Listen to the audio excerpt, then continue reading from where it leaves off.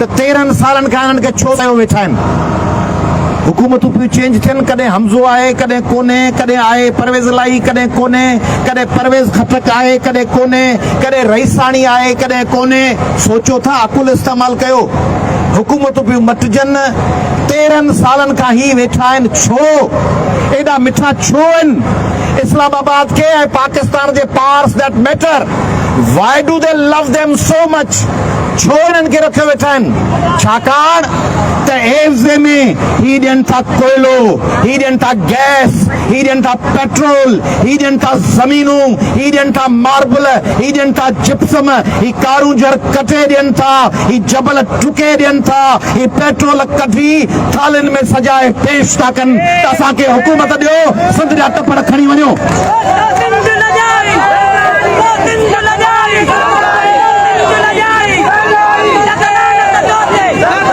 उन मंसूबे में रुगो हिते जा हुकुमरान न आहिनि, उन्हनि जी पुठ भराई आहे मथां खां, उन्हनि जी पुठ भराई आहे आलमी ताक़तुनि खां। ओचितो बिलाल काका मारिजो वञे, लेडी हेल्थ वर्कर्स जूं नर्सुनि खे मोचड़ हणनि पिया, ॿारनि खे कुटीनि पिया।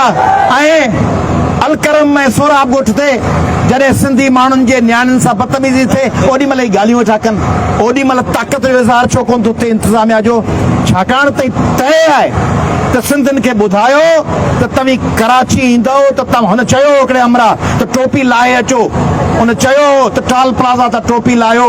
ही उन्हनि सां, ही उन्हनि टारगेट किलरनि ऐं दहशतगर्दनि खे रोज़ हुकूमत में शामिल थियण जी आछ कंदा आहिनि, रोज़ उन्हनि खे चवंदा आहिनि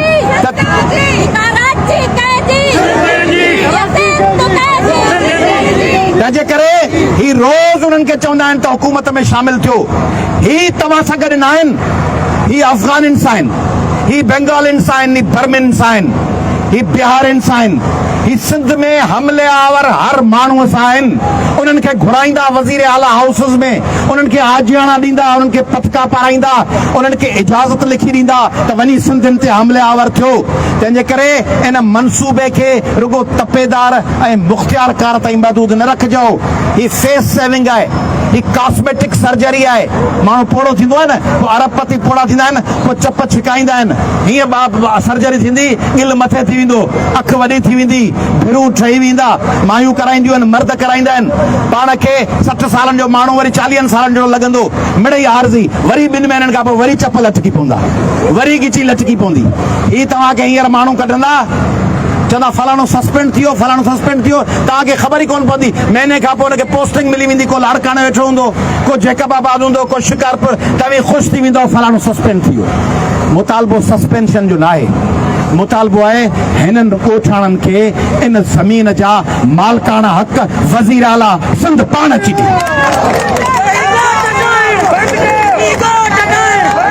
वज़ीर आला सिंध पाण अची हिननि खे मालिकाना हक़ ॾे।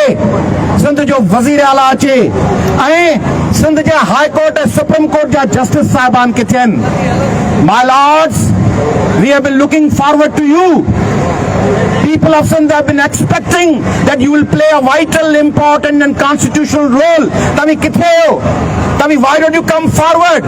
Why did you call record? Why did you ask the concerned authorities that why you have been doing this? Why don't you are there to protect the constitutional rights under Article 4, 19 and 14 of the Constitution of Pakistan? Tami kithe ho? Chief justice साहब, sessions जज किथे आहे? हिते जी इंतजामिया जे ख़िलाफ़ sessions जज, high court ऐं supreme court किथे आहिनि? तंहिंजे करे ही डिघी वेड़ आहे, ही रुगो गाज़ी ॻोठ जी वेड़ न आहे, ही सॼे सिंध जी वेड़ आहे, ही सॼे सिंध जे हक़नि जी जदोजहद आहे। उनखे गॾिबो हींअर असां मुशावरत कई आहे, मूं ज़ैन शाह ॿियनि दोस्तनि, इंशाअल्लाह 1-2 ॾींहंनि में 3 या 4 तारीख़ सॼे सिंध में मुज़ाहिरनि जी काल ज़ैन शाह ऐं ॿिया दोस्त गॾिजी ॾींदासीं। हींअर ज़ैन शाह दोस्त तव्हांखे ॿुधाईंदो ऐं असीं कोशिशि में आहियूं त सॼे एंगर खे आम माण्हुनि ताईं खणी वञूं, उन्हनि खे ॿुधायूं त पंहिंजे वतन जी हिफ़ाज़त लाइ तव्हां सभिनी खे रोल प्ले करणो आहे।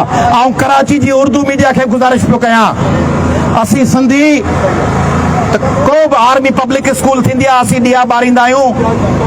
शाह नूरानी ते को एहतजाज, को माण्हुनि ते बम धमाको थींदो आहे, असीं ॾुख में हूंदा आहियूं।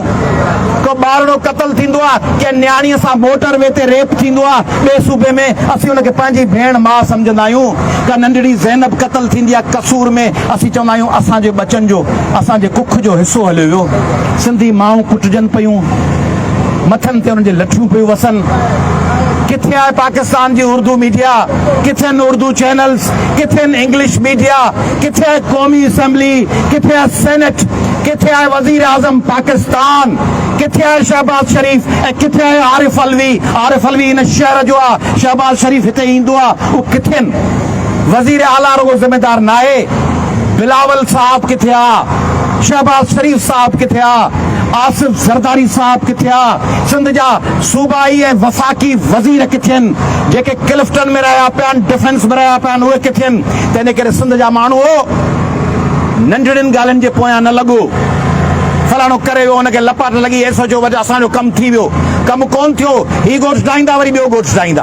तंहिंजे करे हिकिड़ी डिघी ऐं तवील जदोजहद लाइ तयारु थियो ऐं जे साबित कदमी सां बीठा हूंदो त कराची, सॼी सिंध, दरिया, समुंड, बयाबान, रेगिस्तान, पहाड़ सभु मोटाए वठंदासीं, सभु असांजा हूंदा। जीअं सिंध